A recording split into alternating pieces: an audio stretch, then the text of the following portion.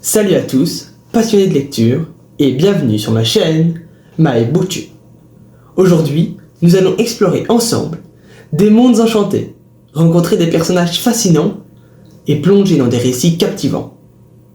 N'oubliez jamais que la lecture est un voyage infini qui nous transporte au-delà des limites de notre imagination. Alors, si vous êtes prêts à embarquer avec moi dans un univers littéraire riche et diversifié, ensemble, explorons les pages, les mots et les émotions qui font vibrer notre monde. Bienvenue dans l'univers merveilleux de My BookTube. Chers lecteurs, je suis enchanté de vous parler aujourd'hui du livre Les folles enquêtes de Magritte et de Georgette, Nom d'une pipe. Ce roman, écrit par Nadine Monfils et publié en 2021 chez les éditions Robert Laffont, est une véritable pépite littéraire qui m'a transporté dans un monde artistique, humoristique et plein de mystères. L'auteur de ce très bon livre est une auteure belge. En effet, Nadine Monfils est née en 1953 à Etterbeek, à Bruxelles. Elle nous est contemporaine et est reconnue pour son style décalé, humoristique et empreint de noirceur. Elle est célèbre pour ses romans, mettant en scène des personnages marginaux, évoluant dans des environnements sombres et décalés. Son écriture originale mêle polar, humour noir et critique sociale, créant ainsi des atmosphères uniques où le grotesque se mêle au burlesque. Elle est l'auteure de séries à succès telles que Mémé Cornemuse et Les enquêtes de Lola Jost. Outre son talent d'écrivaine, Nadine Monfils est également engagée en faveur de la défense des animaux et de la cause des femmes. Les folles enquêtes de Magritte et Georgette, Nom d'une pipe, nous entraînent dans un tourbillon d'aventures loufoques et mystérieuses. Ces enquêtes se passent dans le Bruxelles des années 50. Magritte, un détective privé, passionné et excentrique, forme un duo improbable avec Georgette, son assistante, qui n'est autre que sa femme, au caractère bien trempé. Ensemble, ils se retrouvent plongés dans des enquêtes étranges et captivantes, toutes liées à des mystères artistiques. Dans ce premier tome, René Magritte a une prédiction morbide. Quand il se trouve à la station de tram, il y voit une jeune femme, en robe fleurie, qui est au-dessus de son corps. De retour chez lui, il va figer sa vision dans une peinture. Georgette, son épouse, mais aussi son modèle pour certaines toiles, devient très jalouse de cette nouvelle femme que Magritte ose peindre. Mais quelques jours plus tard, Georgette n'a plus rien à craindre, car on retrouve une jeune femme qui, pour Magritte, est celle de sa vision. Cette jeune femme est morte, avec une lettre d'amour parfumée dans son sac et un bouquet de lilas sous sa robe. René, aidé de sa femme, décide d'élucider cette enquête. Chaque affaire les confronte à des énigmes surprenantes où les références aux œuvres du célèbre peintre surréaliste René Magritte se dévoilent progressivement. Des tableaux emblématiques deviennent des indices, des clés pour résoudre les mystères les plus improbables. Les personnages hauts en couleur et les décors pittoresques ajoutent une touche de fantaisie à l'intrigue. Entre éclats de rire et moments de suspense, l'humour est omniprésent dans le récit. Les dialogues pétillants entre Magritte et Georgette apportent une légèreté bienvenue, tandis que les rebondissements inattendus maintiennent le lecteur en haleine. L'auteur parvient à mêler habilement l'humour, le mystère et les références artistiques, créant ainsi une atmosphère unique que je n'avais jamais vue dans un autre livre. Chaque enquête est une occasion de découvrir un pan de l'univers artistique de Magritte, où la réalité se mêle à l'imaginaire. Les situations farfelues se succèdent, entraînant le lecteur dans un voyage fascinant à travers l'art et le surréalisme. L'écriture fluide et visuelle de l'auteur permet de s'immerger pleinement dans cet univers singulier. Au-delà des enquêtes, les personnages principaux se révèlent attachants et complexes. Magritte avec sa passion pour les énigmes et son excentricité charmante, et Georgette, avec son franc-parler désarmant, forme un duo complètement complémentaire et haut en couleur. Ce qui rend ce livre vraiment spécial, c'est la façon dont l'auteur intègre les œuvres et l'univers de Magritte.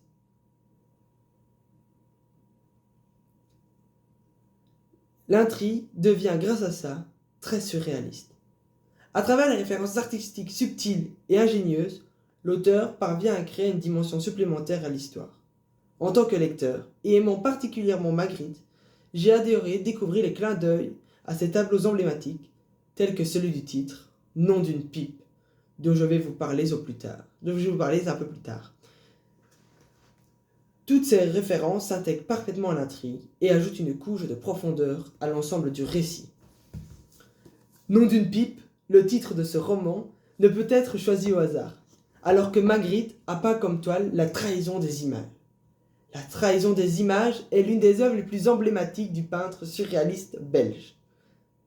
Réalisée en 1929, cette peinture met en évidence l'approche subversible et la fascination de Magritte pour les jeux de mots visuels et la remise en question de la réalité.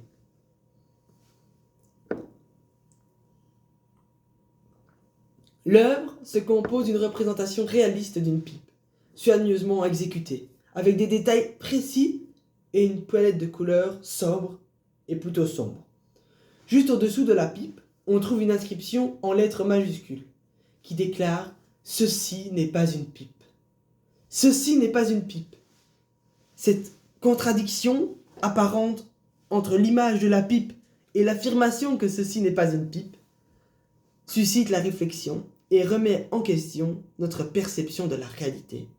Magritte nous invite à penser au pouvoir des représentations et des mots, soulignant la différence entre l'objet réel et sa représentation artistique. En déclarant que l'image de la pipe n'est pas la pipe elle-même, Magritte nous pousse à remettre en cause les conventions de la représentation picturale. Il nous rappelle que l'art n'est pas la réalité, mais plutôt une interprétation subjective de celle-ci. Pour en revenir au livre, l'intrigue du livre est pour moi très bien construite, avec des rebondissements inattendus qui maintiennent le suspense tout au long de l'histoire. Chaque enquête que Magritte et Georgette doivent résoudre est unique, apportant son lot de surprises, de découvertes énigmatiques. L'auteur parvient à doser parfaitement l'humour et le mystère, créant ainsi une lecture divertissante et palpitante. Les personnages de Magritte et Georgette sont véritablement le cœur de ce livre. Ils sont attachants, mais parfois détestables. Leur personnalité complémentaire et leur échange dynamique ajoutent une dimension humaine et attachante à l'histoire.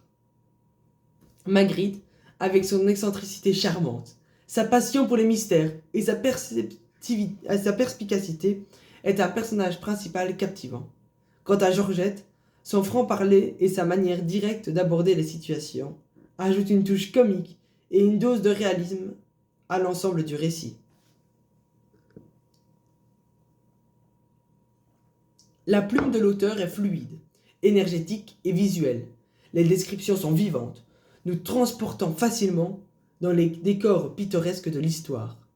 J'ai trouvé particulièrement agréable la façon dont l'auteur parvient à créer une atmosphère empreinte de mystère et d'art, tout en maintenant un rythme soutenu et une narration captivante. Par exemple, j'ai beaucoup apprécié ce moment au début du livre où, attendez, je vais le retrouver, où Georgette parle de Magritte. Il est pareil quand il s'accrochait à une énigme à résoudre. Il ne lâchait pas, jusqu'à ce qu'il trouve la solution. Rien à voir avec le mystère qu'il distillait dans ses peintures. Dès qu'elle avait entendu le bruit de la porte d'entrée, Georgette avait rempli l'assiette de son mari. La seule qui avait l'immense privilège de manger avant lui était Loulou. Comme ça, disait Magritte, on est tranquille. Elle ne viendra pas nous embêter à table. Tu parles. Loulou guettait les miettes, et la main de son maître qui traînait parfois près de son museau. Papa avait craqué depuis belle lurette. Alors, la questionna Georgette, impatiente. Tu as été voir Jeff Ke? Il t'a dit quoi? René raconta. Un bouquet de lilas sous sa jupe, répéta-t-elle, songeuse. Il a pas mis ça par hasard. Il a voulu laisser un message. Quelle couleur le lilas? Blanc ou mauve? J'ai pas demandé. Mais enfin, René. Quelle importance, lui répondit-il. Chaque détail est important, sais-tu. Certains assassins sont des artistes qui s'expriment autrement parce qu'ils ne sont pas doués pour l'art. Ici, on a affaire à quelqu'un qui aime la poésie. C'est pas un tueur banal qui élimine pour se venger. Ou voler. D'ailleurs, je suis sûr qu'on ne lui a rien pris à cette femme. J'ai raison? Tout à fait, mon petit Bibi. Tu m'as dit qu'elle était allée au cinéma. Voir quoi? Je ne sais pas. T'as des questions. On s'en fiche du nom du film. Pas du tout. D'après ce que tu m'as raconté, elle semblait attendre quelqu'un qui n'est pas venu. Donc Atip a dû lui donner rendez-vous au ciné. Et crois-moi qu'il n'a pas choisi le film par hasard. Ensuite, il s'est probablement pointé à la sortie, s'est confondu en excuses et l'a entraîné vers l'impasse du cheval, en lui collant discrètement un revolver entre les côtes. Et le mari, t'es sûr qu'il n'était pas au courant qu'elle lui racontait des cracks? Apparemment non. Faut que tu fouilles, René, et surtout que tu fasses attention à chaque détail. C'est ce qu'on fait quand on regarde ta peinture. Tu nous incites à porter un regard neuf sur ce qui nous entoure. Quand tu peins, tu vas explorer là où les autres ne vont pas. Eh bien, quand tu mènes une enquête, c'est pareil. Intéresse-toi à ce qui n'intéresse pas la police. À ces petits détails prétendument anodins. Crois-moi, ce tueur n'a rien laissé au hasard. Bien, docteur Watson. Allez, mange tes boulettes, René. Elles vont refroidir. Voilà, je trouve ce passage très intéressant, car comme vous avez pu l'entendre, Georgette fait une très belle allusion entre l'enquête de police et l'œuvre de Magritte, où ça reviendrait à la même chose de réussir à élucider une enquête et à comprendre une œuvre. Ce passage a un sens profond, mais Nadine Monfils garde une touche d'humour, de sarcasme à la surface. En conclusion, Les folles enquêtes de Magritte et Georgette, nom d'une pipe, est un roman captivant et divertissant qui allie habilement humour, mystère et références artistiques. Nadine Monfils nous offre un voyage dans le Bruxelles des années 50 où René Magritte, détective passionné et excentrique, résout des enquêtes étranges avec l'aide de sa femme Georgette. L'intrigue bien construite et les rebondissements inattendus maintiennent le lecteur en haleine, tandis que les clins d'œil et les œuvres de Magritte ajoutent une dimension artistique à l'histoire. Les personnages hauts en couleur, notamment Magritte et Georgette, sont attachantes et apportent une dose d'humour et de réalisme à l'intrigue. La plume de l'auteur, fluide et visuelle, de Nadine Monfils, nous transporte dans des décors pittoresques, et sa capacité à créer une atmosphère empreinte de mystère et d'art est remarquable. Les références artistiques subtiles et ingénieuses font écho à l'univers de Magritte, offrant ainsi une dimension supplémentaire au récit. En somme, Les folles enquêtes de Magritte et Georgette est un roman qui ravira les amateurs de mystère, d'humour et d'art. Nadine Monfils nous offre une aventure captivante où les énigmes artistiques se mêlent à des personnages attachants et à une écriture dynamique. Une lecture rafraîchissante et divertissante à savourer pleinement. Donc j'espère que cet avis détaillé vous a permis d'explorer les différentes facettes de ce livre. Je vous souhaite une très bonne lecture à tous. Et si vous avez un coup de cœur ou une lecture à partager, n'hésitez pas à utiliser l'espace commentaire. Et n'oubliez jamais, la lecture est un voyage infini qui nous transporte au-delà des limites de notre imagination. Merci à tous.